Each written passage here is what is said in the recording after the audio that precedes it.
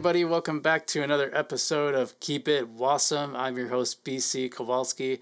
We're coming at you live, as always, from Whitewater Music Hall. We are a safe social distance away. My producer and I, we're 6 feet apart here in the studio.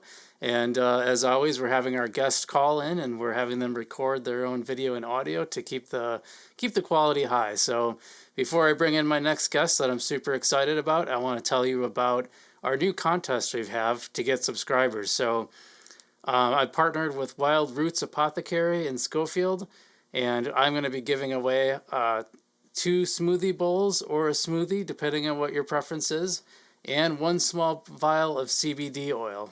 How do you get that? It's pretty easy. All you got to do is subscribe to our iTunes channel or subscribe to our YouTube channel.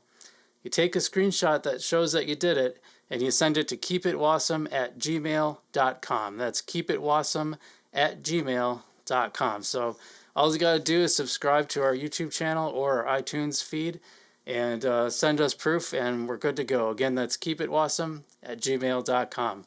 All right, well, and make sure you like this video if you like it. If you're listening on iTunes, leave us a nice review. Really appreciate that kind of stuff. So without further ado, my guest today is Bob Allen. He is the founder of the Allen Brothers, and he's a you're still graphic designing, Bob? Yep. He's a graphic designer in Marshfield, Wisconsin. In Marshfield, right? I live in Marshfield. Yeah, I work out of the city a little bit. But Works yeah. out of the city. Yeah, okay. The city. And fun fact, Bob and I are old bandmates back in the Noise Museum days. Yep. And I almost said Noise Machine because that was like the ongoing joke because people kept calling it Noise Machine instead of Noise Museum. That was awesome. Yeah. One of my favorites was Y'all That Noise Machine. Y'all That Noise Machine. And indeed, we kind of were. We were the noise part, at least. Yeah. Yeah. That was about 20 years ago, wasn't it? Yeah, I think that was late 90s, like 98, 99, somewhere around there. So yeah, it was a long time ago. Yeah, Bob and I also worked at Target together. Yep. That's how we met, and that's how we became bandmates. You had the band going, and then you had a different bass player, as I recall. Yep. Yeah, we had a bass player. Just wasn't really as into what we were doing. He was more into heavier music than what we were playing, and it just didn't really work out. So yeah, and you were playing bass in a band, and yeah. Did you kick him out or did he leave? He didn't. It was kind of neither. It was like a mutual conversation. We talked to him about his interest in the band, and he sort of agreed. Yeah, it's not really my thing, and we were just like, all right, well, we're gonna look for a different bass player, and I already had you in mind at that time, so it kind of worked out. Yeah, I know. It's funny. Like, we were talking about music, and I always thought, oh, man, that'd be cool if we could be in a band together. But I was like, oh, they already got a bass player. So I just kind of thought, oh, well, whatever. And then, then it worked out, and I came and played, and you guys were so blown away by my skills. We were. You were awesome, man. It was awesome. Oh, man. It was great playing with you back in the day. No, that was a lot of fun. I really enjoyed that. And yeah. Now you're playing with your brother. Yep. Yeah. So this is our our third band that we've been in together, because right after the Noise Machine split up, Brandon and I were in an original band called Orbiting Drive back in the early 2000s, and then I played with Brad Emanuel, and Brandon was the drummer for that band as well back in like 2010, something like that. Right. And so, and then now we're playing together again, so. And then there was Rebel 1, and then now the Allen Brothers. Yep, Rebel 1 was kind of in between there, yep. Now, see, I remember Brandon. I should point out that not only are you an extremely talented musician, but your brother is also an extremely talented drummer. Oh yeah, like crazy good. And I remember when he first started is when we were in the band together. Yep. Yeah, I remember with like a year. I remember you saying that. Oh yeah, my brother's like learning drums now, and I thought, oh, that's cool. And then I remember, cool. Right, yeah, right. You know, and then I remember seeing him a year later, and he was just like unbelievably good already. Oh yeah, it's insane how quickly he developed. But the funny story about that was that I had the drum set. I bought a drum set like But it was right when Noise Museum kind of started. I bought a drum set so I could just kind of play around on my own, because I can play drums, but nothing like my brother. Like, I can keep a beat, but I always enjoyed doing that. So it's like I would play along or whatever, and he asked me if he could play my drum set, and he's just a kid, so I'm like, no, man, you can't play my drums. And then I found out he was playing my drums, and the first time I found out, I was really mad about it. I'm like, what are you doing touching my drums, And then, like, fast forward a year, and I'm like, you can have the drums, man. You're so good. Like, I'm sorry that I was, like, holding you back from playing at first, because he turned out to be just so amazing. Yeah, I mean, I think he was practicing like every day, and he just really dove into it. I just remember, I think he play on Chad's drum set once. Like, he came down to practice, and we played like a song together, and it was like, holy, wow. Yeah, exactly. Yeah. We played 1 or 2 songs with him, and he was a huge fan of Noise Museum. He loved coming to our shows and our practices and stuff. And Chad had to go do something for a little bit, so we're like, you want to just jam a song? My brother's been practicing. Let's do one of our songs. And he jumped on the kit and played with us. And it was just like, wow, he's so good. And somewhere right around then is when we started jamming together too. He and I started jamming together too. And so. Well, that's one thing. Yeah, that's one thing I kind of regret. Like, I wish I could have played in a band with him, because it'd be fun to say, like, wow, I was in a band with that guy. No, I asked you. Did you ask me? I asked you. You wanted to be our bass player, and you were kind of like. At the time, I think you were. Maybe you were just wanting a break from bands or something, because you were just like. I did want to break from bands. That's right. You did ask me. I forgot all about that. Yeah, and then Wyatt joined our band as the bass player, and. Yeah, he was an awesome bass player too. So.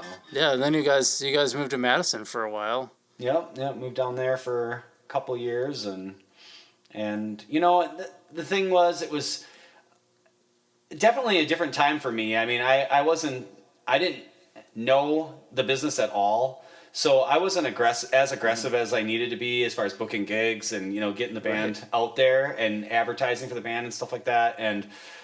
And it's a tough world for cover bands. I mean, for original bands, original music. It's really tough business, because so many places, they don't even want to talk to you about. You call them up and you're like, oh yeah, I got this band. What kind of music do you do? Oh, we're like this. And usually they're like, we'll call you back.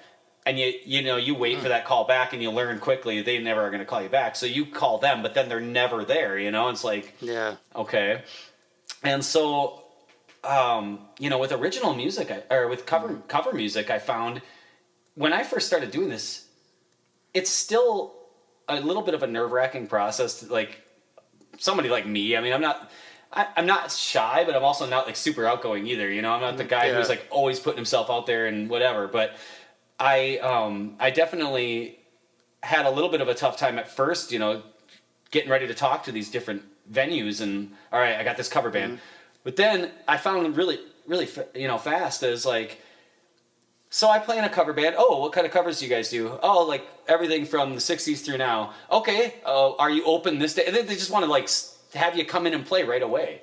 With an original band, it was like hang up on you or tell you they'll call you back. I never understood that. But, there were some places we had to prove it, or other places like a good example is Malarkey's.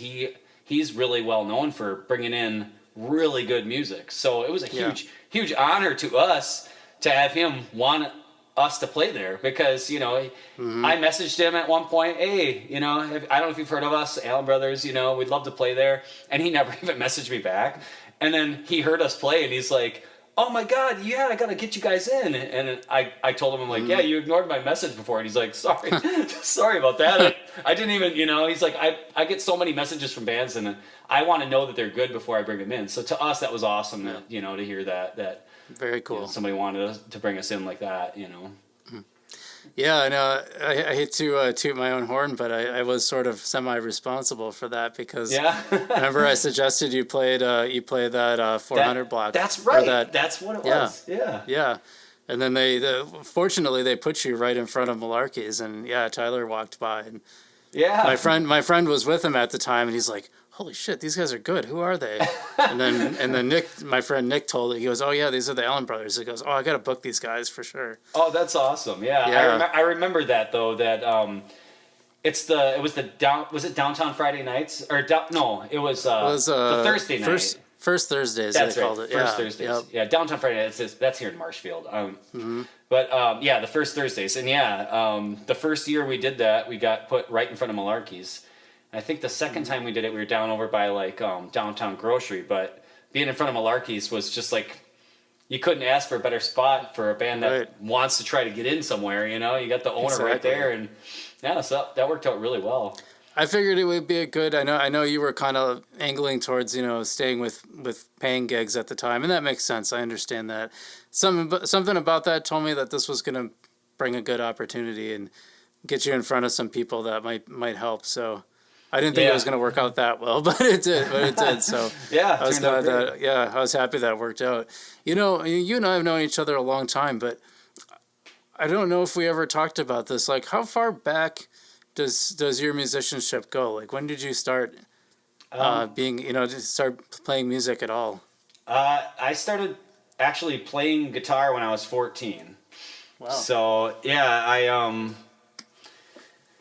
I was listening to, just like, at the time it was Guns N' Roses and Metallica and stuff, and what blew me away was Nirvana, Nevermind. I heard like Smells Like Teen Spirit the first time or whatever, and I'm just like, okay, I gotta learn how to play guitar, Like, and I mean, it's funny because Kurt Cobain's like, he wasn't really known for being an awesome guitar player, but he inspired me his music writing, and of course I loved, at the time I really was into Guns N' Roses and stuff, so I wanted to dig in and learn those, some of Slash's parts and some of those Nirvana songs, and got into whatever else I was listening to. But yeah, I was 14 when I first started.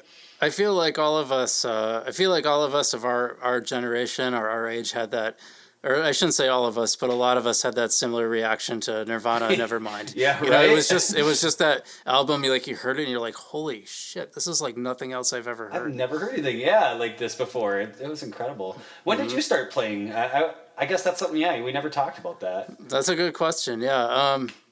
So I had some friends, and one was a guitar player, and the other one was a drummer, and they were like, "Yeah, we're starting a band. You should play bass." And I was already like in orchestra, so I had some musical.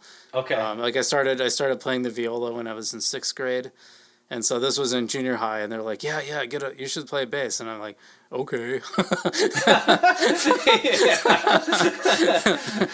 It's kind of funny. Like, your friends just tell you to play bass. You're like, "All right, I want to be in a band. Sure, that sounds good." Do bass. Yeah. I guess I can do bass. Whatever. Funny. And that's how. Yeah, and then then I really got into bass, and I was into bass. Pretty much through my high school band all the way through, through Noise Museum. Yeah. And then after Noise Museum, I didn't really play it much anymore, and that's kind of the funny thing is I've been sort of shifting over the years this identity as a guitar player instead of a bass player. Yeah. And it's kind of weird because it always felt like it's only really recently that I felt like no, I'm actually a guitar player. Like it's always felt like I was a bass player I'm just playing guitar now. You know what I mean? Sure. Yeah. I've been trying to think about what that distinction means, and it was almost like I felt like I was dabbling in someone else's world or something. You know what I mean? Yeah. And only recently has it really felt like, no, you own like 3 guitars, you play all the time, you don't play bass, you're a guitar player now. That's quite interesting to hear that. Isn't that weird? Yeah, I can understand though, because like if I started transitioning over to bass more, I would probably feel like, because I mean I have a bass and I only play it occasionally on like if I'm recording something or whatever, goofing around. But yeah, I don't feel like, oh yeah, I'm a bass player. I can play some bass. But what's really interesting is when I was in high school, we kind of did the same thing. You remember my friend Steve Cheney. And in our high school band, not high school band, but the rock band I was in high school, we needed a bass player. So we were just like, Steve, you want to be a bass player? And it was the same thing as you. He didn't play guitar, he didn't play bass, he didn't play anything, but he wanted to be in a band and he wanted to play with his friends. So he's like, I'll buy a bass and I'll start playing. And my mindset as a high schooler was like, yeah, because bass is easy. And I would never feel that way anymore, after working with some amazing bass players over the years. Like that's not an easy it's not easier than guitar. It's as hard or as easy as you want to make it, you know. Exactly. Yeah, I think bass, I think the reason people say that is because bass, like, you can, if you just want to be like a really basic bass player and just play the root notes, Darcy you from can Smashing Pumpkins. Yeah. Thank you for saying that, by the way. I have nothing against her, but No. I've heard a couple people on podcasts talking about her like she was this great bass player, and I was like, and I keep going back and listening more carefully to Smashing Pumpkins songs. I'm like, she's just playing the root notes. Like, she's not doing anything outside of that. No. I'm like, and fine. I think it worked for the music because there was enough going on that's probably all it needed. Sure. You know, yeah. maybe she is a really good bass player and just didn't do that in Smashing Pumpkins. I have no idea. And that's possible, but I don't know either. But yeah. Yeah, but I mean, I've heard a couple of people say that, and I'm just like, wait, what? Yeah, there's not really evidence to the contrary, you know, that, Right. oh yeah, see, she is a really great, I mean, like, I haven't heard anything, and like, a lot of the early Smashing Pumpkins stuff was Billy Corgan just filling in bass lines on the albums anyway. So then if you watch them live, she's not going out and doing crazy stuff live either. They're serving the song exactly as it was on the album. They weren't a jam band live, you know, so Right. there's no evidence that I've ever seen of Darcy being an amazing bass player, but Yeah, I went through. I mean, I kind of went down a Smashing Pumpkins rabbit hole a couple months ago, and I was watching all these live videos, and yeah, like you said, I haven't seen her do anything outside of really just playing the root notes. yeah. And I think that's where a lot of people start. You know, like you know, so I think that's where that perception comes from, because you can just kind of like start playing, and you can go, okay, I can see the bottom note. It's generally unless they're playing a lot of inversions, so it's generally the root note, so I can roughly get an idea. And if you have a pretty good musical ear, you'll pick up on it anyway. And, you know, then you start learning some fills. And, right, playing bass at a high level, that's really hard. Yeah, exactly. And I could tell you, there's no way I could play bass the way the bass player for my band, Wade, that way he plays. He's an amazing bass player. He sounds like... I don't know how to explain it, but I always think of it as like running water. He's just like the most liquid bass player I've ever played with. He's awesome. And he's a former guitar. I mean, he is a guitar player still, but he plays bass in our band. But he plays guitar at home a lot, and he records a lot of his own stuff too. But his bass playing is just, to me, it's out of this world, and his guitar playing is really good too. He's probably better than me at guitar. I mean, really? Yeah, well, he's awesome. So. Yeah. Well, you're pretty damn good yourself, man. I like to think of myself as the worst member of the band. Those guys are both so good. I'm just really lucky to play with really talented musicians like that. So. Well, it's a very close third place if I agree to that, and I'm not sure I do, but. Well, thank you. But yeah, I mean, you've been playing since you're 14, and I remember going to one of your shows, and something had changed when you soloed. It was like you had reached another level. Oh man, thank you. I'm trying to think how long ago. I think you might have been still with Orbiting Drive at that time. Okay. But I just remember seeing your soloing when I was like, wow, what happened? I think I came up to you and I said, dude, what happened to your guitar playing? You're like, what do you mean? Did I mess up like crazy today? Yeah, I know. That's what you're thinking. And I was like, dude, you're like on another level now. That's funny. That was really fun to see. Well, when did you first start getting into songwriting, and how did that, what do those first songs look like, I guess? I actually started writing music right away when I first started playing guitar. Yeah, and that was like, I probably learned a couple of songs, and what's really funny is, a lot of guitar players, it's kind of a, I don't want to say a meme, but, it's sort of a, something that's pretty common is that everybody's like, oh, you learned Smoke on the Water and Iron Man. And, I actually didn't learn those songs first. I learned a couple of, I don't even remember, I learned Guns N' Roses, Nirvana. I learned the stuff that I was listening to first. And then I just started writing music. The first songs I wrote were just terrible. I mean, they're just crap, and my brother and I wrote music together way back when he was young and, and I was a lot younger, and we have a lot of really goofy songs, and I've probably written, I don't even know. I mean, I have like so many recordings of music that we recorded over the years. It's like 600 songs, and 580 of them suck, But Yeah, so my first songs were just kind of like Nirvana wannabe songs, I would say, that was what I was really into at the time. Well, I think that's what you do when you first start writing anything, even music or journalism or whatever. It's like your first thing is that you start copying things that you like or that you're interested in, that influence you, and you haven't had a chance to make it your own yet, but eventually it starts coming around, and like you start developing your own style. Wouldn't you say that's? Yeah, for sure. I mean, you draw off your influences quite a bit, especially starting out. And honestly, even further into your writing, you probably still are drawing off those influences, whether you know it or not. Yeah. I don't think it's a blatant ripoff anymore. Like maybe when I wouldn't say I rewrote Lithium or something by Nirvana, but it's like, right. But it's like, oh, I could do a riff sort of like that. And that's kind of a unique riff at the time. Nobody else was writing that riff, So now I'm making one that's similar to that song, but it's my own. It's not my own because I'm copying it. Later on, I'm not thinking of those songs like, how can I write a song like this? It's more like I'm just writing something, and then my influences are probably coming through that, Yeah, definitely. I think that's how it works I think that's the progression of becoming your own writer, is that eventually those influences are there, but they're kind of in the background, and you don't think about them, and it's still you, but they're kind of channeling through you in a way. Yeah, for sure. I'd agree with that. I appreciate you talking to me about original music because, I've been doing covers for quite a few years now, and probably a lot of people think that I don't write songs or haven't written songs, but I still do write a little bit, and we actually, as a band, we wrote a handful of songs a couple years ago, but we didn't really develop them enough, and we had so many weddings and stuff coming up that we just had to focus on the songs that were relevant to weddings and, and the stuff that we do. The other thing about me and my songwriting is I play covers.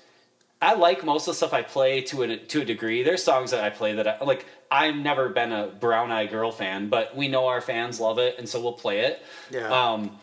So there are songs that we play that we like, and there are songs that we play that we don't necessarily care for. But it's nothing like the songs I write.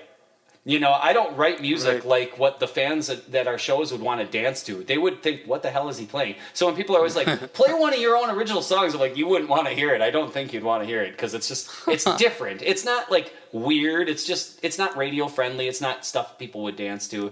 I always used to write like moodier shit. You know what I mean? So it's kind of like that. I'm probably the one person in the audience that actually would want to hear it. Yeah. I've always appreciated your writing, and thank you, man. I think for me the peak of it was when was definitely with Orbiting Drive. I mean, I always loved the stuff you wrote for Noise Museum, but I felt like the stuff you wrote with Orbiting Drive was a step above. Oh well, thank you. I really appreciate that, and I feel like that was a really strong period of time for me for songwriting. I felt like I was in a zone for a couple of years there when we were in that band, and I was writing a lot of music that I really liked and that the other guys in the band really liked, and and the people that came to see us seemed to really like. So I was really into it. But yeah, it's just to get back to kind of what I was saying when we were in Madison. It was so hard to it was harder for me to book gigs than what it is now. That is ultimately what caused the band to dissolve, is that we just weren't playing enough, and and it was kind of becoming a side thing, and here we are working these stupid shit jobs in Madison, but that became our more important thing because we needed to pay rent. So suddenly the band took a back seat, unfortunately. I kind of feel like in the last couple of years that's starting to turn around, because I feel like people in the younger generations, like in the millennial generation, I feel like they want to hear more original music, and I feel like people older than us more still want to hear covers. Like I heard this guy that was probably in his 60s, like in our office like a couple months ago before the shutdown, saying he's like, yeah, I saw this band, they were great, but I wish they would have played more covers. And I was like, I wanted to yell at him, get the fuck out. Yeah, right. I know. Get out of here. It's funny. I know. I was just thinking that attitude exists with that generation. And I feel like the younger generation, they're more open. They want to hear younger people's music. And I feel like ours is kind of that in between. Like it's kind of a mix. I think so. Yeah. Yeah. There are a lot of people that that I think that are our age that that definitely want to hear covers, and there are some people that are our age that want to hear originals. I mean, I don't know. I have a lot of respect for the original artists in the in the area or anywhere. I mean, it's just to do what they do, to go on tour, and I mean, some of the bands are definitely doing better than others, I'm sure, as far as financially and stuff like that. But I know it was tough. Remember when we were playing Noise Museum? It was like, get done with a gig, and then like, here's $50 for the whole band to split, and like, well, this is barely enough to get home now. Get gas and get something to eat and go home, and like, awesome. Glad we drove all the way out to wherever to play, for nothing. Yeah, I mean, that's like if we got paid. Yeah, if we got paid, that's it. That was the other thing, and so. Wausome didn't really have much of a music scene back then. No. I mean, I've been telling people like we're kind of spoiled right now. Like now we've got Whitewater, we've got Malarkey's. Intermission's been having pretty good music. Yeah. We got those concerts at the Peak, and then there's the 400 block concerts. Back in the day, back when we were like in the 90s, late 90s. When we were in a band, it was like, it was all everything was blues and metal. It really was, and the only place that we could play the stuff that we were doing was like Rockwater Cafe, and they used to do that behind the library. I don't even remember what that was called. Like they had like a Sylvan Hill thing, and I don't know if you remember Brian Stasinski Williams was, he was. That guy was awesome. He would put on all those original shows for young bands and their teens and stuff. And what's funny is that you probably played at one of them, and I probably played.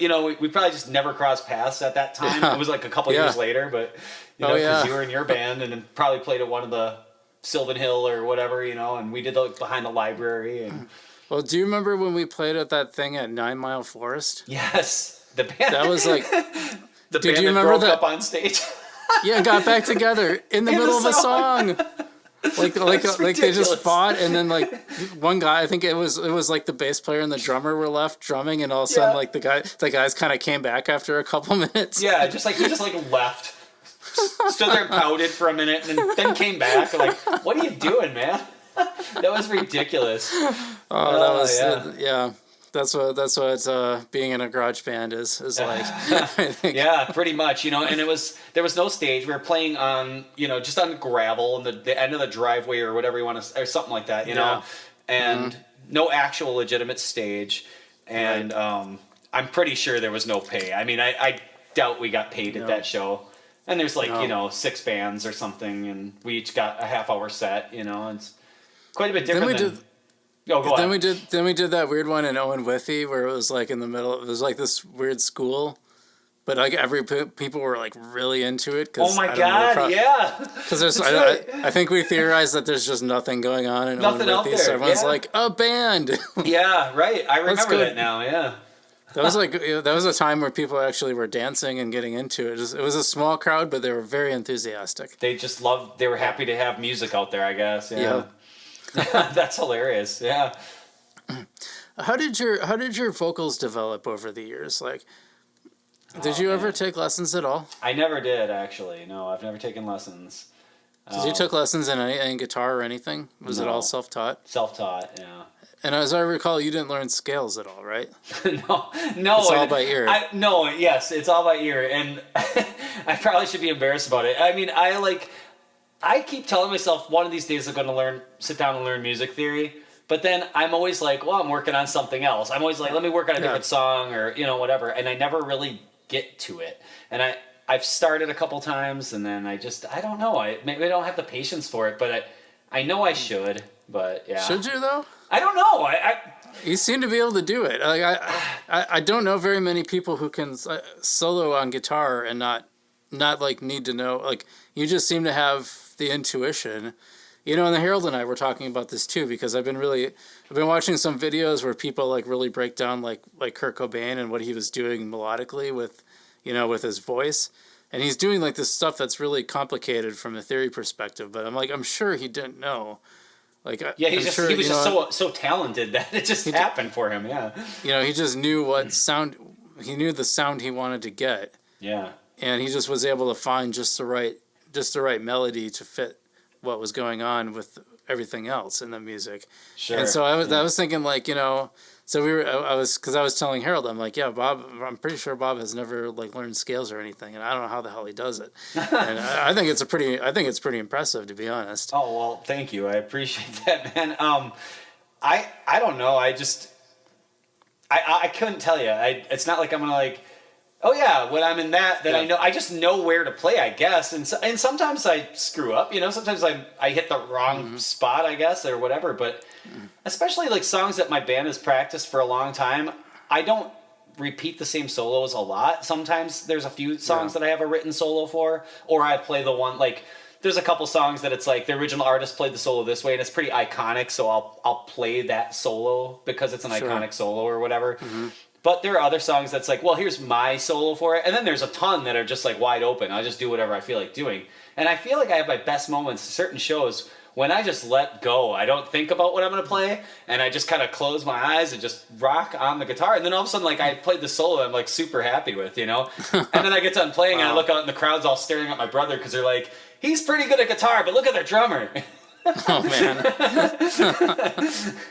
So I'm like, well, I put all my energy into that one for nothing. No, I'm just kidding. I mean, my brother does deserve a lot of praise for what he does, but it's just it is funny. But so do you, man. Yeah, I think so. I mean, I've always been an admirer of your guitar playings. Well, thank you, man. And the fact that you can solo like that and like not have any like scale knowledge is just I'm pretty much in awe of it. I keep seeing stuff online and like, you know, different guitar players on YouTube or whatever talking and like the way you move to that next level is to learn scales. And that's why I'm always like, I should probably do that. I should probably sit down and learn these because that's what a lot of people say. But then again, I don't know. I'm happy with my playing. So I don't necessarily feel like, I need to change what I'm doing. I mean, I want to continue to improve, of course, but do I need to like spend? I don't know. That's why it's a tough call for me. Some people probably be like, yeah, you need to learn it. And other people probably be like, you're fine where you are. For me, I think that it's almost like I'd be taking a step backwards for a while to learn all this stuff. Yeah. And that's the thing that kind of, I don't want to say scares me about it, but that's the kind of thing that makes me hesitant about doing that. It's like, well, I'm already at this level where I'm doing certain things. Why do I want to start all over? Or whatever. It almost feels like AI training or something, like, you know, how it learns by success and failure and it like adapts, you know. It seems like you learn guitar that way, where it's like, nope, not that note, and then eventually you started, oh, I like this note at this when I hear this sound. Sure. And, you know, I don't know. I'm trying to like explain how I think that might have happened, but it's just really impressive that you're able to do that.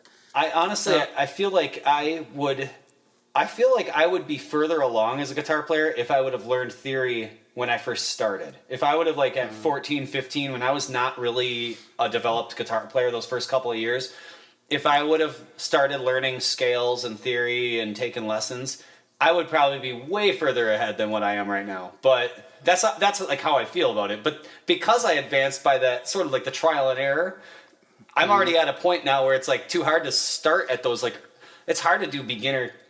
Well, I shouldn't say that. You can always learn from doing beginner things and stuff like that, but it's hard to go back and like learn something that I already know, but trying to like memorize notes. It's to me, it's hard to do that, and it's easier just to like listen to a song and start playing it. You know, I don't know. It's just kind of how it's been for too many years now. Well, I think the end goal is eventually that the scales sort of disappear anyway. I think, you know, you get to the point where it's like you just hear it and play it. So it kind of seems like you're already there in a lot of ways. You know what I mean? Yeah, I guess maybe. Maybe I just need to keep working on my dexterity. I don't know. Yeah. No, vocal-wise, you know, that's really interesting too, because I've seen my own voice go from like, oh my God, I'm not even singing, to like, okay, I can almost barely tolerate this now. So, you know, and I've done that with, you know, a very, very tiny amount of vocal lessons, really almost none, over the years, just from playing and playing. So I can kind of understand it, but I wonder what that evolution looked like for you, like when you first started. Did you first start singing right away too? Yes. Okay. Yeah. And then how did that progress? How did that change over time. Well, before I get into that, I guess I would just ask you, where are you at now? Where, like you said, you got to the point where you could kind of stand your voice. Are you at a point where you're happy with it now, or I'm just curious? I don't hate it as much as I used to. But you still hate it though a little bit, huh? A little bit, yeah. Oh, okay. I've accepted mine, I guess. I'm comfortable with it. It took a long. Were you always? No, it took a long time. Yeah. You know, I tried starting a band like almost right away. I'd started playing guitar and learned a few songs, and I knew this guy in high school that he was kind of singing a little bit off to the side with his like brother. They weren't really in a band, but they were jamming together a little bit, and he was singing, and I think they had a drummer that was jamming with them or something too. Well, anyway, Chad, you know, our old friend Chad, he came over and he and I were like already gonna jam some songs, and I had this other guy come over, like, why don't you try out and be our singer, because you've wanted to be a singer of a band. And one of the first songs we were going to play was something, I don't remember what song it was, but it was something by Alice in Chains. I just remember that. And he's like, I don't know the lyrics to this song. And I'm like, well, I'll sing this one, I guess. And I sang it. And he's like, and this is what got me thinking maybe I should be a singer, is because he's like, dude, why don't you just be the singer for your band? And I'm like, this guy who wants to be a singer heard me sing and told me I should be a singer. And I'm like, well, maybe I should just give it a go. So then at that point was when I just started singing, you know, for whatever band I was in pretty much, you know, at that time. And I hated my voice though for so long. And I would like sing along. I'd like put a little speaker in a microphone and like put on, you know, a Pearl Jam album or whatever, and I'd sing along to it. I'm like, God, I sound so bad. I sound nothing like these guys. And it took a long time for me to develop. And when I finally liked my voice, you're going to probably be blown away by this. Orbiting Drive was recording our second EP, and you and I were roommates. And I was in the middle of recording one of our songs, and not in the middle of it. I guess I was done recording it, but I was playing it back and listening to like, all right, how did that one sound? And I'm like, man, I'm really happy with my voice on this. And that was the first time I felt that, like, wow, I sang this really well, in my opinion, you know, and I was really pleased with how it turned out. And that was when I finally started, like, feeling like I could probably develop my voice even further or whatever. And it took till then before so how old was I at that point? 24, you know? So I've been singing and playing for a long time already at that point. So another 10 years, I might be comfortable with my voice, is what you're saying. And I hope not. Maybe. I hope not. You know, I really hope it doesn't take you a long time to get there. I mean, I don't even have advice for you though, because it's one of those things that you just have. It has to click in you, I think, to be like, oh yeah. Okay. Do you feel like part of like your voice improved enough that you got to that point, or do you feel like it was more of an internal thing, or maybe a little bit of both? Man, I don't know. Probably a little bit of both, I would say, but I think my influences musically at that time had changed quite a bit from when I was 14. You know, I was 14 listening to Nirvana, and I still, you know, even to this day, still appreciate Nirvana, but, you know, they were my favorite band in the world ever for like 2 years, and all of a sudden, you know, now that's just a band that I still like, once in a while I'll pop in, but I don't, they're not my favorite band ever or anything like that. But my favorite vocalist very quickly became Tom York, and has been Tom York forever. And someone like that to be your favorite vocalist, like, that's a person that if you can kind of emulate that person and take things from them, you know, like that's a guy to learn from for sure. And Jason Mraz has become one of my favorite singers now too. And it's funny because, you know, I'm this huge Radiohead and Muse fan, but I love Jason Mraz, and like his vocals are just amazing. And like, that's a guy that like I've learned techniques from just from listening to him. And I'm like, I'm going to emulate that while I'm driving, you know, to work. And I'm like singing along to a Jason Mraz album. I'm like, wait, what did he just do? Like, go back, like, listen, you know, however he's doing it. And I'm like, oh my God, I got to try that. And I like work on it and try to get better at it. But you know, it's to me, my voice is always a work in progress. And I will tell you, there are still times where I hear someone's video that they post on Facebook of me or my band playing live at, you know, whatever venue, and I'm just like, oh man, I sound like such an idiot. I just, wow. I don't know if that makes me feel better or worse. Well, I'm sorry. Maybe both. What's even worse for me is when I'm talking to like the crowd or whatever. I'm not the address the crowd guy, you know, like Brad Emanuel's amazing at like working a crowd and talking to the, you know, the people in the crowd, and I'm like the guy that's just like, I just want to move to the next song. And I am not a storyteller, so even if I was playing our own original music, I wouldn't be like, so back in, you know, 98, I wrote this song. I wouldn't even tell anything. I would just be like, all right, this song's called this, and start playing it. I hate when I talk to the crowd and I hear a video of it, of myself talking to the crowd. I'm like, so I'm like, God, I sound like such a moron. That's so funny because, you know, part of starting this podcast was getting myself more comfortable with my voice and, sure, you know, giving myself the drive to improve it, you know, both from a speaking standpoint and from, and from, you know, I think that would translate to singing as well. But, the first few podcasts I would listen to them back and be like, oh my God, I hate myself. I know. I'm doing those live streams, you know, and like, I had one that I was like so happy with, like, okay, I didn't sound like too much of an idiot on this one, but like, you know, like, I just, the problem is I don't know what to say to people that I don't know. Is how I always feel like, and it's not someone, like, I'm okay with talking to like one-on-one with someone I don't know. I mean, I used to work in sales, so it's like, fine, That's but, right. You know, but it's that weird, like, talking to a crowd of people in a bar that I know they don't care about me. They don't. Yeah. They're having their own conversations, right, but they want to hear the band play because they like music. But they're having their own conversation. They're not like, oh, what's Bob saying right now? Nobody even knows my name half the time. I could say 6 times, I'm Bob, that's Brandon, that's Wade, and they're like, so what's your name again, pal? You know, shake my hand. Yeah, right. Yeah, I was like, that's really funny. Yeah. Yeah, I feel like podcasting has been a sort of a good introduction for me into this. That's and awesome. It's you know, I took a real test with the last podcast. I had Holly Ann Reif on. I've been saying her name wrong. Yeah, I saw that. I saw that. Watch. Did you see that? Did you see her? You're like, now I'm all confused. Dude, that made me laugh so hard.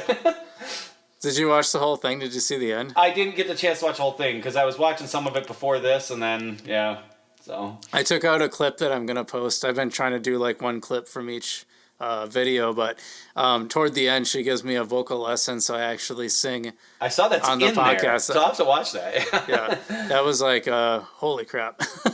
Yeah, can I do that? Yeah, it was super. I never get nervous doing these podcasts, but I was like super nervous. Okay, because we had talked about it beforehand, like doing a mini vocal lesson. I was like, oh my God, I was just like freaking out the whole day. Sure. And then watching it back, I was like, oh my God, my mouth is like almost completely shut. Brian, how do you expect to sing if your mouth is completely shut? Oh man, it's like open your mouth, Brian. It's probably just the nerves from that. Then I would imagine, you know, that it's part of the nerves and part of like that's just what I do. I don't open my mouth. And, okay. Yeah, it's like a thing I've been kind of working on. But so the reason I say like I don't know if I feel good or bad about what you said about, you know, having been a musician this long and still, you know, how long it took you to get to that point is like, I think it makes me feel better because it's like, to me, you're like someone who's a really good singer. So having someone who's a really good singer say that it took that long to get comfortable with their voice makes me feel better about that. But it's like, oh man, it takes that long. You know? You're like thinking how far you have to go or something, but you've been singing for a long time too, though. So I mean, yeah. Well, you know, I had the funny thing is, you know, I remember when you had that little show like in, I don't know, it was like in your attic or something. Yeah, like that's where we used to practice at our old house. Yeah. Yeah, and I sang and played guitar, and I forget about this. Like that was like 20 years ago, and I forget that I sang and played guitar in front of people, and it was fine, and people said they liked it. Yeah. You know? I remember you played some originals, and I remember you played "Come Monday" by I think it's Jimmy Buffett, right? Yep. Yeah. Yeah, I really wish I wish there was video back then. You know, I know. I'd be like so curious. Like I have no idea like about any of those originals. They're all gone. I have no idea what I wrote. And they're probably bad anyway, but I'd just be curious, like, what was I writing then? Yeah, right. We had a bunch of songs in Noise Museum that I will never remember how they went anymore. Like, because years have passed now, and we recorded some songs, and those obviously I'll never forget because I have the recordings. But but there's a lot that it's just got lost, and I have the lyric books, and I look at it, and I'm like, I cannot for the life of me think of what the melody of the song was, So it's like, dang, because some of those Noise Museum songs near the end of the band, I was really proud of those too, and like I'd love to hear those again, but they weren't all recorded, so we have no way. Yeah, there was that one song we had that was one of my favorites. It was kind of towards the end. And I remember, like, I think it was Third Eye Blind came out with a song with a really similar guitar melody. Oh, and that ruined it for you, probably. Well, no, what happened is I was in the mall for some reason, and I walked into the store, and I heard that guitar line. And you're like, and I was like, those bastards recorded an album without me? No. I was like, we're on the radio? What happened? How did we get on the radio? For like 2 seconds, and I was like, wait, this isn't it. Oh, man. I wish I knew what song that was. It was that one that was like, oh, yeah. It had that guitar part. Yeah. Okay. Yeah. And then the Third Eye Blind song was like, so it was like almost the same notes, just a slightly different. Just different, yeah. But I was like, for like 2 seconds, I was so ecstatic because I thought somehow we were on the radio, like. Oh man. Because we had just recorded it too. Yeah.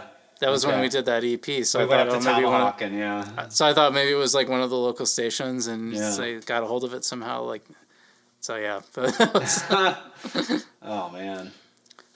That's funny. But yeah, I've actually been writing. So this shutdown, and it kind of started before the shutdown, but especially with this shutdown, I've just been like deep diving into guitar and music, and like for the last month and a half, I've been writing music, which that's is awesome, kind of blowing, man. Yeah, that's kind of blowing me away, like because I haven't written music in like 15 years. Okay, at least maybe more. It's been a while.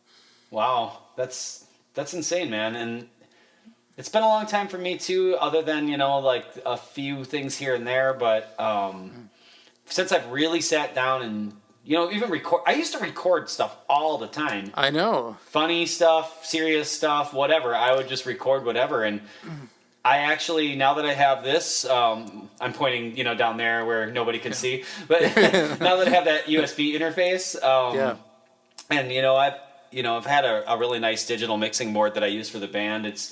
It's not really a mixing board used for, you wouldn't use it for a recording studio, but for recording a demo or like, something on the level that I'm at right now with that would be perfectly fine. And I want to start recording some stuff and, and just kind of coming up with some, trying to write some songs again like I used to. And, Brandon and I were talking, it'd be cool just to even introduce one song at our shows for a while. And then maybe introduce a second one if people seem to react well to the first one. Yeah. But it's a tough spot to be with, this type of music we play because we don't want to clear a dance floor for an original song that no one knows. Especially if, you just got done playing, play that funky music, White Boy, and everybody's dancing to it. And then you're like, all right, let's do this, moody song that I wrote yesterday, or whatever. Like, then everybody just leaves, or whatever. So. That just made me, I don't know why, but that just made me think of, like, you remember at Target how, like, they'd have all these hip-hop bands, but then they'd be playing them over, like, the Target promotional videos, and the guy would be like, Tupac, charge it to the game. Yeah. I remember we were like, the death of an innocent priest. Yeah, exactly. And the way how happy this guy would say, what is with this dude, And but yeah, that was funny because they would jump genres, there a lot. Oh yeah. It would be like Third Eye Blind with whatever, and then Tupac, and then all of a sudden Limp Bizkit. Like you couldn't get any more different. These three different types of musicians, Yeah, and then Garth Brooks. Garth Brooks, right? Exactly. It was like all over the place. Yeah, that's funny. Yeah, we kind of skipped over the fact that we were roommates too. I forgot that in my intro, but we lived at that. Well, actually, the place was pretty nice. The landlords were kind of weird, but as were the neighbors. But yeah, we were in that duplex for a couple of years. Yeah, that was. So you were in Orbiting Drive at the time. Yeah, I think that's right. I think it was an Orbiting Drive, before we moved in there. I'm pretty sure. That might be true. I don't really remember exactly all the timelines back then from when things happened, but I remember, we got together as a band and, as Noise Museum, and we talked about things and decided all go our separate ways, and I started Orbiting Drive, and I'm pretty sure we moved in together shortly after that, something like that. And yeah, that was a good time. I enjoyed living there, and we'd watch wrestling on Saturday. That was our Saturday. Was it Saturday? Our Saturday ritual. Yeah. It's like, I watched it when I was a kid, and then never watched it again until you and I started like living together, and then we're like, I think we were making fun of it. It was like it came on one night. We're like, "What are you doing?" "Oh, let's just watch something on TV." "All right, cool." Wrestling is on. "Oh, cool!" And also, next thing you know, we're like, "Dude, I can't wait to see what Kurt Angle does next." We got super into it. Yeah, we did. That was funny. Well, it's so funny because now in the UFC, there's this fighter who's using like the Kurt Angle theme, and he's like, oh really? He's completely playing up the whole heel thing too. So like it's the same thing where like he comes out to the Kurt Angle theme, and everyone's weird. like booing him. They all yell "You suck," just like they did with Kurt Angle. Really?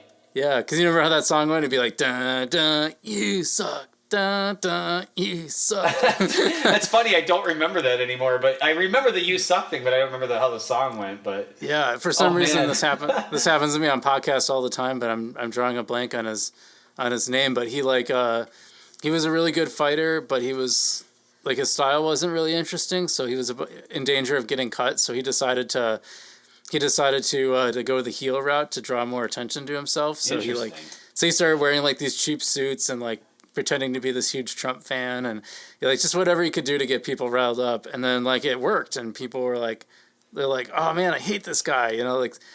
So it's that thing with pro wrestling. Like there's some good lessons in storytelling there. Like you can be a really good guy, you can be a really bad guy. One thing you can't be is boring.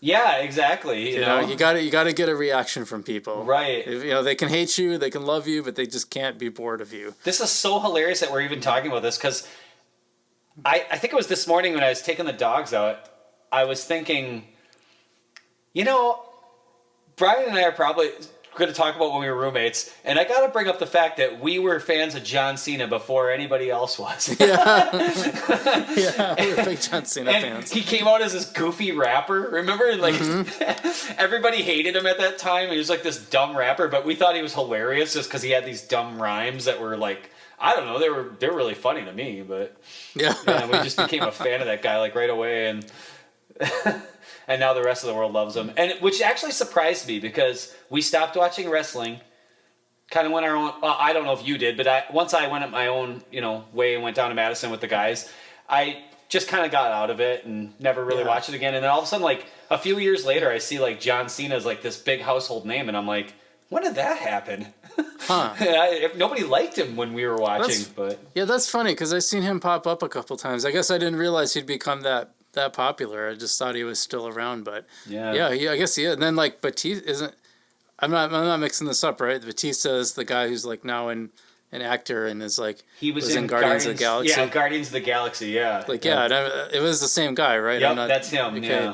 Yeah, I remember he was one of the big wrestlers at the time too. So it's funny that he was able to transition into like movie roles now. Yeah, completely different. And at the time, it was like the two big guys or whatever, the two like the really huge guys. I mean, as far as like physique or whatever, were Brock Lesnar and that Batista guy. I don't know if they had a rivalry. I can't remember if they were rivals or if they were just never on at the same time. But I feel like they might have been rivals.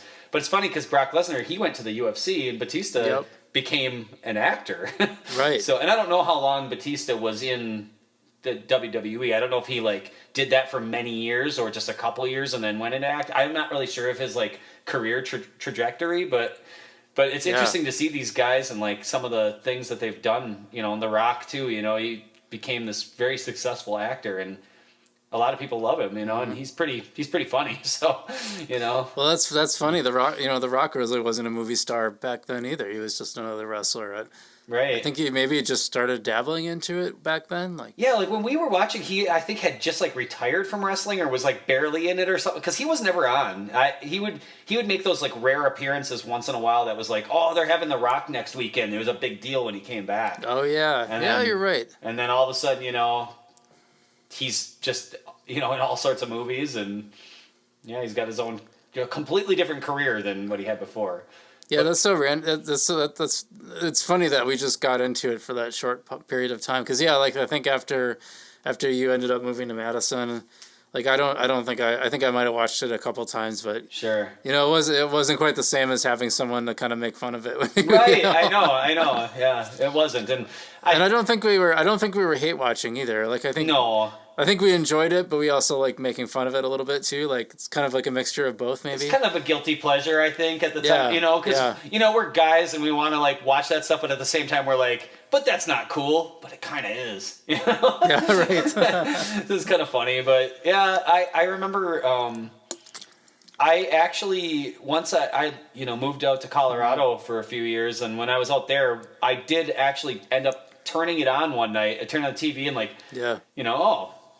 wrestling's on, and I tried to watch it, but it, like you said, it just wasn't the same. It wasn't the same watching it just by myself at home. I didn't get into it again. I couldn't. Mm-hmm. It felt like that chapter of my life was over, Right. As funny as that is, because I mean, I feel like you could get into that or anything at any age, but for some reason it was just, I couldn't start watching it again. I don't know. Yeah, I think it was our shared experience, I guess. Like, it must that have, thing. Yeah. We'll always have WWE. Yeah, right. Exactly. How funny. And Target and all the people, all the coworkers we made fun of. Oh yeah. I know, we would always do those donut runs afterwards and then make fun of our goofy coworkers. Oh my god, I forgot about the donut runs. Yeah, that was. I just remember. I remember. Didn't we sing closing time over the walkie-talkies? We probably did. I have a visitor. I think we did. I have a visitor Uh-oh. here. Kitty cat. You want to come say hi? Oh, this is Sugar. Hey, Fluffball. She's talking, so if I don't put her on my lap, she's gonna keep talking over. She'll keep meowing. Yeah. It might be the first animal on the podcast. That's pretty cool. Aw. Well, if I was downstairs, I could bring all of them in, but the dogs. We have the dogs gated off now, so they can't come up here right now. You gotta. How many animals do you have, Bob? We have 3 dogs and 2 cats, so 5 pets. Yeah. Nice. We're crazy pet people, I guess. But I've heard of some like really crazy amount of pets, so yeah, I think you're in safe territory still. But it was 2 and 2, but we actually, my wife. So our dogs are all they're all rescues from Spain. So we rescued them from a sighthound group over in Spain that rescues these dogs. Mm-hmm.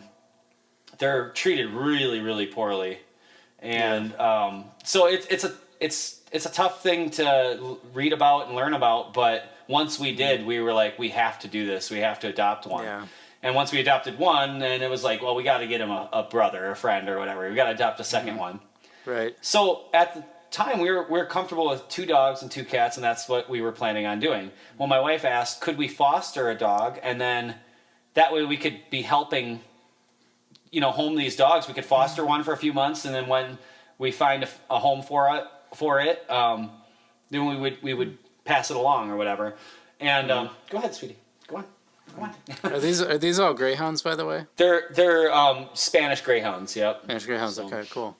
So yeah, then we fostered her for a week, and I fell in love with this dog so quickly that I told my wife that there's no way we're going to be able to let her go to some other family. So we called the place up and asked them, like, all right, or didn't really ask because they're pretty cool with us now that we've adopted a couple from them, that we're just like, we want to adopt her too. And they're like, okay. So we adopted a 3rd dog. And that was back in October, so we haven't had her too long, but what are you doing? So we learned that the foster thing isn't going to work because you're just going to keep all the dogs, right? Yeah, so I told my wife we can't even foster another one now because it's going to happen again, I'm sure of it. Yeah, we're going to end up with 10 dogs. I know, that's what those animals do, man. They just can't, you fall in love with them. I I can't go to like a humane society or something. It'll drive me insane. Okay. I just want to take them all home. It makes me sad. Yeah, that's where I got her. I got her from the Humane Society out in Colorado. So she's actually traveled with me across the country to move back to Wisconsin. Wow. But she was I think she was 1 or 2 months old or something like that. She was very young when and they had her at the Humane Society since she was only like a week or two old or something like that. And I was really surprised to see a kitten at the Humane Society. And I looked at some other cats, and, you know, you do the thing where they put you in a room with an animal, and I just felt like I bonded with this kitty right away. So I'm like, all right, I got to adopt this one. And so I've had her she's about 10 years old now. So I've had her since she was only a couple months old, and she's been through a lot with me. Wow. So, that's amazing. Yeah, she's a good friend. Yeah, the Portage County Humane Society, they put they have like these kittens they put them like right by the entrance. Oh, so like tug at your heartstrings. Yeah, so if you come up to the reception area, like the kittens are like right there. I was like, oh, you sons of yeah. Like you know what you're doing. You're putting them right in front of me. Right. Yeah. That's hilarious. So you know, I guess it must be kind of a bummer not to be able to play out right now. Yeah, it is, man. Does it feel good to take a break too, though? On some levels, yes, because we are a very active band. You know, we play a lot. Yeah. So, yeah, I mean, it's been awesome to spend a lot of time with my wife, and we've had, you know, so few Friday and Saturday nights over the past, you know, since I was in Rebel One. So, like, with Allen Brothers, we've been a band now for 4.5 years, and I was in Rebel One for like 2 years. So, like the past 6.5 years, I've been pretty booked solid on Friday and Saturday nights. Hold on one second. Right. You can't roll around by those electrical cords. I don't need you getting electrocuted. If you give me 1 second, I'm just gonna take her out of the room. It'll be easier. Okay. Come here. Yeah, this has been a lot of fun talking with my old bandmate. You know, it's been God, we've been friends for like 20 plus years, and it's been really fun to watch like what he's doing with his band, the Allen Brothers, and to see his brother develop, and for those guys to be playing together. It's really awesome. So sorry about that. Oh, that's okay. I just disappeared. I was kind of talking to the camera a little bit. Oh, okay. Talking shit about me. I was like, guy. Yeah. What are you doing, guy? What were we talking about now? Taking the break. Yeah. Yeah. You know, I feel like, you know, it's. I know there's a lot of people that say like, well, you shouldn't talk about the positives because there's so many negatives. But I feel like when you're in a situation like this, there's nothing you can do about the downsides. Yeah. So you might as well enjoy the positive aspects of it while you can. You know, and I've been trying to like get more stuff done around the house, do more projects. Yeah. And also have a little more time to relax. I usually keep myself pretty busy and pretty active. So to actually have that time to kind of sit and have a little peace. And, you know, I always think about, the funny thing is, there's a song off OK Computer, where he talks about the quiet life. And I didn't realize that song was actually about suicide. Like, I always thought it was about the song about like kind of living a quiet, you know, no alarms and no surprises. And I always thought it was like a song about like kind of like having a peaceful life. Yeah. So I was disappointed when I finally learned that it was actually about something. Yeah. You can with songs though, you can always kind of take it to that's what's about to Tom York, right. But you can interpret it your own way, you know, I think too, you know. I mean, yes, you know that's what he wrote it with his intent. That's what was his intent when he wrote it, but you can, I think, kind of take your own meanings from it. And I think a lot of people do that anyway. They take their own meanings from songs. Like a lot of people sing, you know, the Good Riddance by Green Day, the Time of Your Life song. They play that at like like a high school graduation. High school graduations. Like it's, you know, since 1997, that song's been played at like a lot of high school graduations. And that's not a song that's about like, we hope you've been enjoying. It's a sarcastic, like, get the hell out of my life, you know? And but people take it their own way, and that's fine, you know? It's just, that's just not the way Billy Joe Armstrong meant the song, you know, how he meant it to, or what he meant it to mean, so. Yeah, well, you know, I was just learning the song Hurt, which is by Trent Reznor. Right. But then was covered by Johnny Cash. I love the Johnny Cash version. Yeah. Right, and so I was reading about it because I'm like, I was like, well, how did Johnny Cash come to cover this Trent Reznor song? And so I was reading about how it developed, and like I guess Johnny Cash toward the end was doing like all these covers of different bands, and his producer brought him this song, and he basically took a song that was kind of about like depression and drug use, and made it about like the depression of aging. And it was like, wow, what a way to turn around, what a perfect illustration of what you were just saying. And like, what a way to take this song and make it something completely different. And I was like, how did Trent respond to that? Like, how did he feel about it?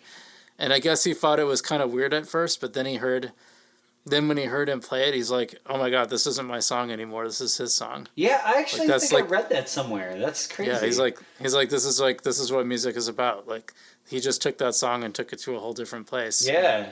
It's awesome, Yeah, that's insane for an artist to hear someone else, well, especially someone iconic like Johnny Cash, play your song. Right. And then be like, yeah, that's his song. Like, I wrote that, but he really is the one who took that to a different level. And that's pretty cool that's how it, It is pretty cool. I used to cover that the Johnny Cash version. I used to play that one. Really? Yeah, I loved playing it, and it was one of those songs that's like, you play it at the end of the night when people are ready to wind down, and it's like, one of your last songs or your last song, or just depending on in certain bars you can play it at, some you can't or whatever. But it was one that I like to play at certain places because I knew people still enjoyed the song, and if it's like the crowd is starting to wind down or not dancing so much anymore, it's a great way to just sort of like end a show or whatever. But it's an emotional song for sure. It definitely is. So your goal is to depress them, make them feel bad, and then send them out into the night. Basically. After a night of drinking, yeah. Feel good about yourself, Well, hey man, this has been a great conversation. I've actually been learning that song myself just recently, and that's why I wanted to learn more about it. And my goal is to play an open mic here at Whitewater. That's what I want to do when it opens up. Oh, cool, man! And I'm putting it on screens. I've said it in the last podcast too. So now I have to do it. Okay. But any tips for doing an open micer if you haven't performed in a while? Man, well, I guess there's a couple things.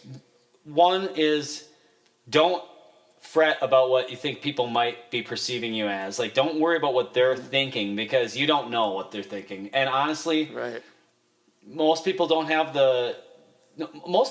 average don't have the same courage to get up in front of a crowd and play music, And so that impresses people already that, hey, you're getting up and playing in front of people. So remember that you're probably impressing a lot of people, and your nerves, are kind of, they shouldn't really be there. You should just try to get those out of your mind.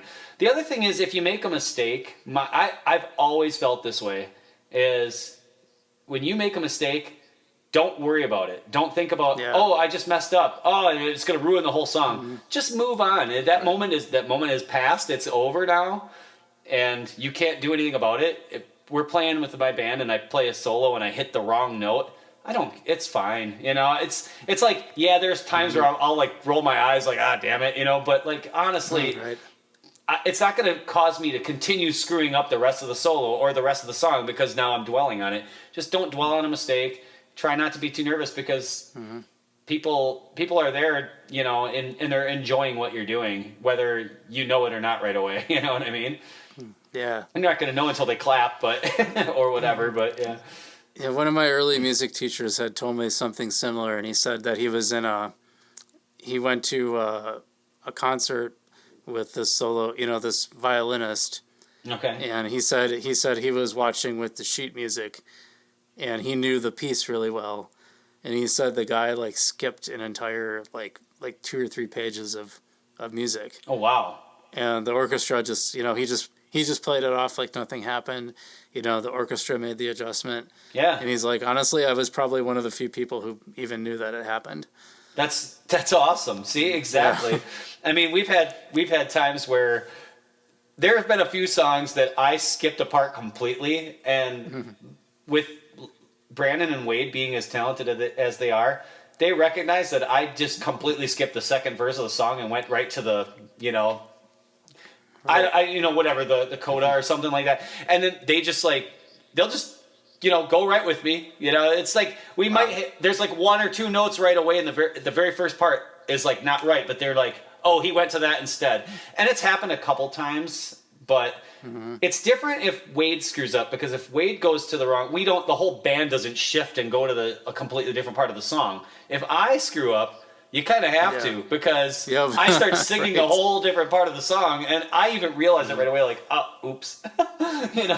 Or there have been a couple times I didn't know it until the end of the song. I'm like, did I miss something there? And Brandon's like, yeah, you skipped it. Oh, shoot, But, but I think we do a really good job of just like moving on, and the crowd would have no clue that we skipped the part of the song unless they loved that song and they listen to it all the time. That one guy who just knows that song through and through, and he's like, wait a minute, I think most of the people, they know the song, but they don't know it like by the back of their hand kind of thing, Yeah, they're like the level of attention that they're paying. I mean, they're drinking beer and talking with their friends, and you're right. The odds that they actually notice it are pretty slim. Right, exactly. So yeah, well, awesome, man. So if people want to find Allen Brothers music, what should they do right now? If they go to our Facebook page, which is just, you go to Facebook and you just type in Allen Brothers Band, you'll find us right away. I'm doing live streams on Tuesday nights at 7:00.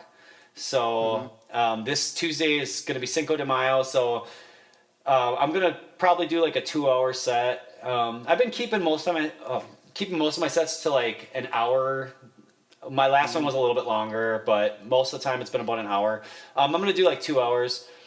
And then on May 12th, one that would probably interest you is I'm going to actually cover Radiohead's OK Computer from start to finish. Yeah, that's impressive.